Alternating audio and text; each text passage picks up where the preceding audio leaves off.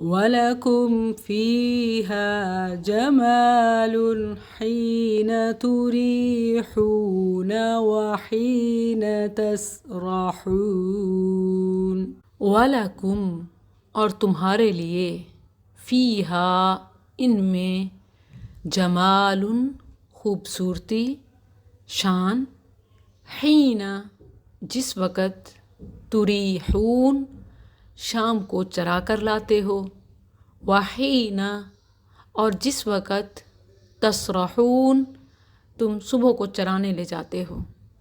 اور تمہارے لیے ان میں ایک جمال ہے، جب تم شام کو چرا کر لاتے ہو اور جب صبح کو چرانے لے جاتے ہو۔ سورۃ النحل آیت 6 And for you in them is the enjoyment of beauty when you bring them in for the evening and when you send them out to pasture۔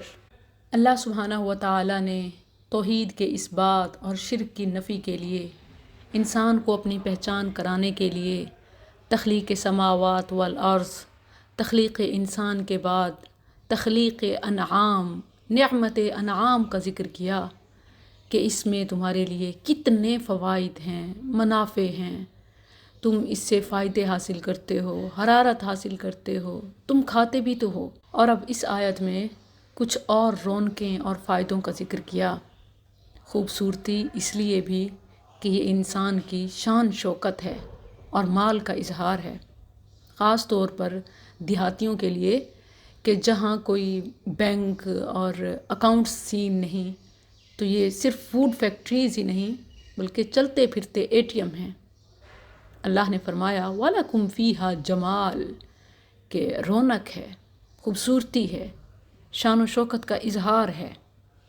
اور تریحون خاص طور پر اس وقت کا منظر جب تم شام کو واپس انہیں چرا کر لا رہے ہوتے ہو، اور صبح کا وقت بھی کہ جب تم چرانے کے لیے لے جاتے ہو۔